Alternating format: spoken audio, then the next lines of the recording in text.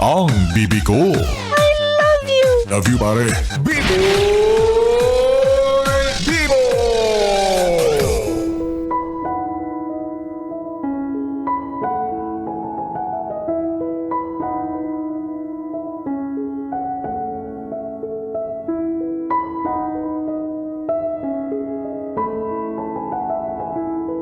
BB Time with B-Boy Bibo. B-Boy Bibo.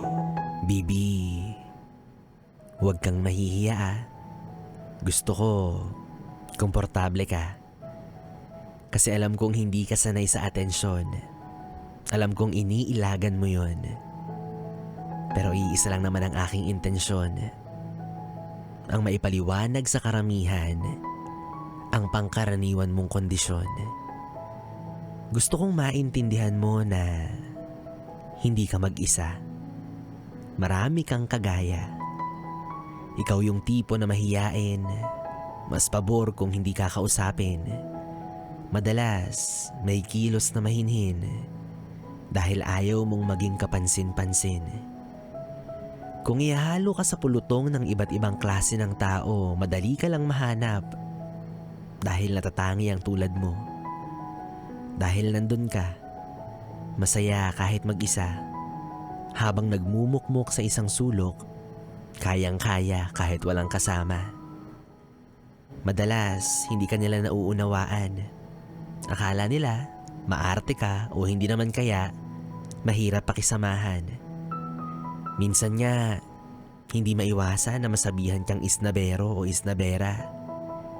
Kasi hindi nila naiintindihan na hindi mo sila kagaya, na malakas ang kumpiyansa. Hindi nila naiintindihan na sa maikling usapan, ubos na agad ang iyong enerhiya. Hindi malinaw sa kanilang isipan na piling-pili lang yung mga tao sa buhay mo na kaya mong pakisamahan. Sabi nila, kaya katahimik kasi nasa loob ang iyong kulo. Mga salitang dahilan kung bakit ang luha mo ay hindi mapigilang tumulo. Kasi alam mong ito ay haka-haka. Mas kilala mo kung sino ka.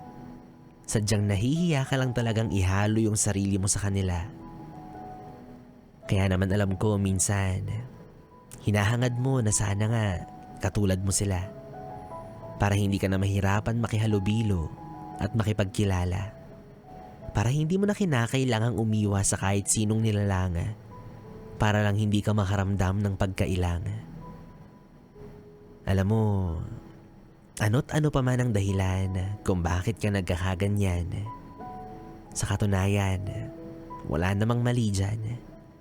Di bale, ang mahalaga, may mga tao pa rin sa buhay mo kung saan ka komportable. Hayaan mo na yung sasabihin ng iba. Gulatin mo na lang sila isang araw. Mas walang hiya ka na kesa sa kanila. Yes friend, B-Boy Bibo pa rin ang inyong kapiling para sa ating tuloy-tuloy na BB Time hanggang mamayang alas 12 dito sa 101.1 Yes FM Solid.